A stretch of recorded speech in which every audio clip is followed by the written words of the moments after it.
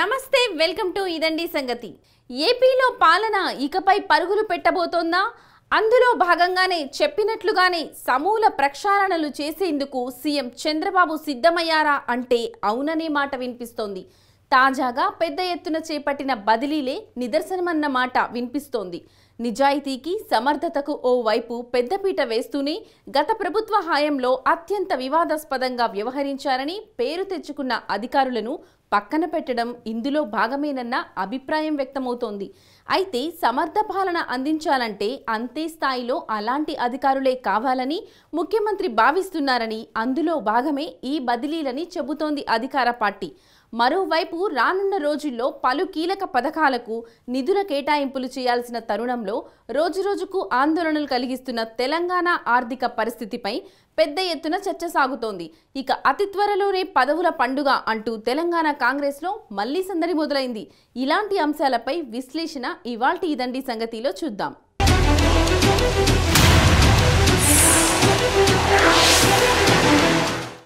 తిరుమల నుంచే ప్రక్షాళన మొదలు పెడతాం. సీఎంగా ప్రమాణ స్వీకారం చేసిన తర్వాత ఆ ఏడుకొండలవాడి పాదాల చెంత నుంచే ముఖ్యమంత్రి చంద్రబాబు చెప్పిన మాట ప్రస్తుతం జరుగుతున్న మార్పులు చూస్తుంటే అది జరుగుతున్నట్లుగానే కనిపిస్తుంది. పలువురు కీలక అధికారులను ఆయన ఒక్కసారిగా మారుస్తూ తీసుకున్న నిర్ణయం సంచలనం రేపుతోంది. ఓవైపు సమర్థులు నిజాయితీ పరులకు ప్రాధాన్యం ఇస్తూనే గత ప్రభుత్వ హయాంలో వివాదాస్పద అధికారులుగా ముద్రపడిన వారికి జేఏడీలో రిపోర్ట్ చేయాలని ఆదేశించడం, మరికొందరికి పోస్టింగ్ ఇవ్వకుండా ఉంచడం లాంటివి ప్రాధాన్యం సంతరించుకున్నాయి.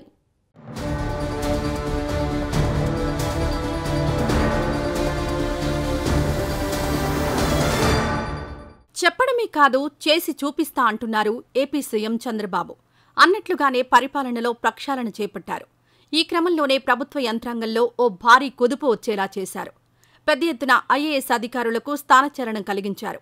సమర్థులకు నిజాయితీ పరులకు పెద్దపీట వేశారు. అదే సమయంలో వైసీపీ ప్రభుత్వ హయాంలో అత్యంత వివాదాస్పద అధికారులుగా ముద్రపడిన వారిలో పలువురు జీఏడీలో రిపోర్ట్ చేయాలని ఆదేశించారు. పలువురికి పోస్టింగ్ ఇవ్వకుండా ఆపారు. అదే సమయంలో మరికొందరిపైన ఫిర్యాదులున్నా వారికి కీలక బాధ్యతలు అప్పగించడం ప్రాధాన్యం సంతరించుకుంది.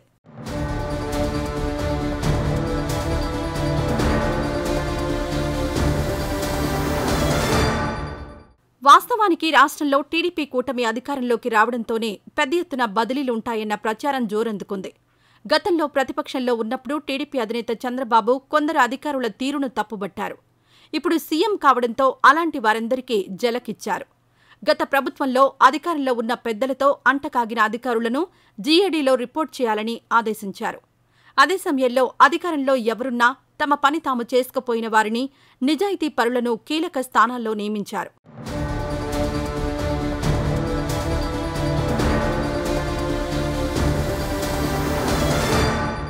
ఇదే విషయంలో ఇటీవలే ఉన్నతాధికారుల సమావేశంలో పలు కీలక వ్యాఖ్యలు చేశారు సీఎం చంద్రబాబు.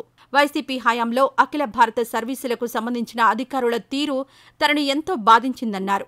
పాలనలో ఎవరున్నా తటస్థంగా వ్యవహరించాల్సిన అవసరం అధికారులపై ఉందన్నారు.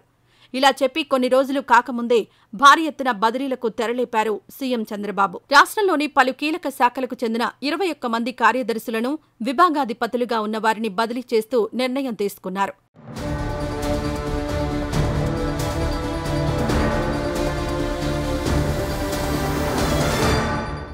వైసీపీ పాలనలో వివాదాస్పదంగా వ్యవహరించారని చెబుతున్న అధికారుల్లో పురపాలక శాఖ ప్రత్యేక ప్రధాన కార్యదర్శి వై శ్రీలక్ష్మి, ఎక్సైజ్ శాఖ ప్రత్యేక ప్రధాన కార్యదర్శి రజత్ భార్గవ, పాఠశాల విద్యాశాఖ ముఖ్య కార్యదర్శి ప్రవీణ్ ప్రకాష్, వైద్య సేవలు మౌలిక వస్తుల అభివృద్ధి కార్పొరేషన్ ఎండీగా, సెర్ఫ్ సీఈఓగా ఉన్న మురళీధర్ రెడ్డిలను జీఏడీలో రిపోర్ట్ చేయాల్సిందిగా ఆదేశించింది చంద్రబాబు ప్రభుత్వం. పర్యాటక శాఖ ప్రత్యేక ప్రధాన కార్యదర్శిగా అదనపు బాధ్యత నిర్వహిస్తున్న రజత్ భార్గవను ఆ పోస్టు నుంచి తప్పించింది. ఈ మేరకు ప్రభుత్వ ప్రధాన కార్యదర్శి నీరబ్ కుమార్ ప్రసాద్ ఉత్తర్వులిచ్చారు.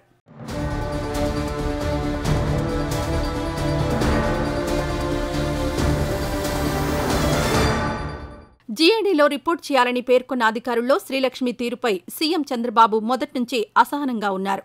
నిజానికి వైసీపీ అధికారంలోకి రాగానే తెలంగాణ క్యాడర్ నుంచి ఏపీ క్యాడర్కు వచ్చేశారు శ్రీలక్ష్మి. అప్పటికీ కార్యదర్శి హోదాలో ఉన్న ఆమెకు ప్రభుత్వ పెద్దలు పదోన్నతులు కల్పించారన్న విమర్శలున్నాయి.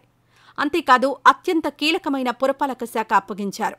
రాజధాని అమరావతి, రుషికొండపై కట్టిన భవనాలు, టీడీఆర్ బాండ్ల వ్యవహారం ఇలా పలు అంశాల్లో ఆమె తీరుపై అప్పట్లోనే తీవ్ర అభ్యంతరం వ్యక్తం చేసింది టీడీపీ. ఇక జే బ్రాండ్ల మద్యంతో ప్రభుత్వ పెద్దలు సాగించిన దోపిడీకి మరో ఐఏఎస్ అధికారి రజత్ భార్గవ సహకరించారన్న ఆరోపణలను గుప్పించారు టీడీపీ నాయకులు. ఇదే విధంగా మరో ఐఏఎస్ అధికారి ప్రవీణ్ ప్రకాష్ తీరును తప్పుబట్టారు. అప్పట్నుంచి సమయం కోసం వేచి ఉన్న తెలుగుదేశం పార్టీ ఇప్పుడు టైం రావడంతో వారికి పోస్టింగ్ ఇవ్వకుండా జీఏడీలో రిపోర్ట్ చేయాలని ఆదేశించిందన్న వాదన వినిపిస్తోంది.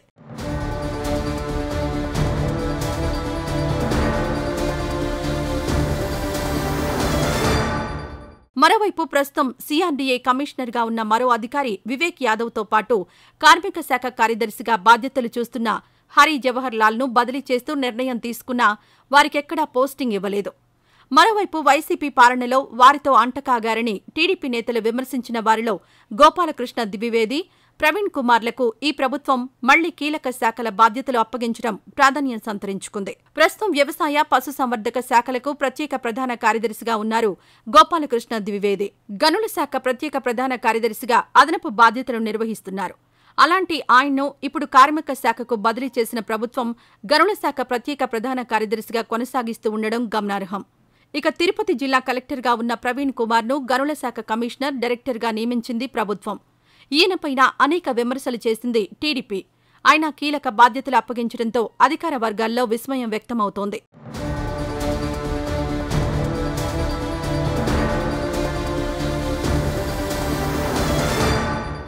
ఇక పలువురు నిజాయితీ అధికారులకు, ముక్కుసూటి అధికారులకు ప్రాధాన్యమిచ్చింది టీడీపీ కూటమి ప్రభుత్వం. ఇందులో భాగంగా సీఆర్డీఏ కమిషనర్గా కాటమనేని భాస్కర్ను నియమించింది. ఏపీ ప్రభుత్వం రాజధానిగా అమరావతి అభివృద్ధికి చర్యలు తీసుకుంటున్న నేపథ్యంలో మళ్లీ నిర్మాణాన్ని పరుగులు పెట్టించాలంటే సమర్థుడైన భాస్కర్ లాంటి అధికారితోనే అది సాధ్యమని భావిస్తోంది. అందుకే ఆయనకు కీలక బాధ్యతలను అప్పగించింది ఏపీ ప్రభుత్వం.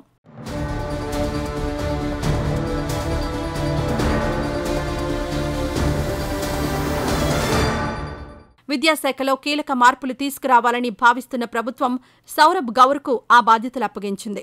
ఆర్థిక శాఖలోనూ సమూల ప్రక్షాళన చేయాలని ఆలోచించి ఆ బాధ్యతలను ఎం జానకికి అప్పగించింది. ఇవే కాదు, మరిన్ని కీలక మార్పులు చేస్తూ నిర్ణయం తీసుకున్నారు సీఎం చంద్రబాబు. అయితే త్వరలోనే ఇతర విభాగాల్లోనూ భారీగా మార్పులు చేపట్టి పాలనను పరుగులు పెట్టించాలన్నది ముఖ్యమంత్రి యోచనగా చెబుతున్నారు అధికారులు.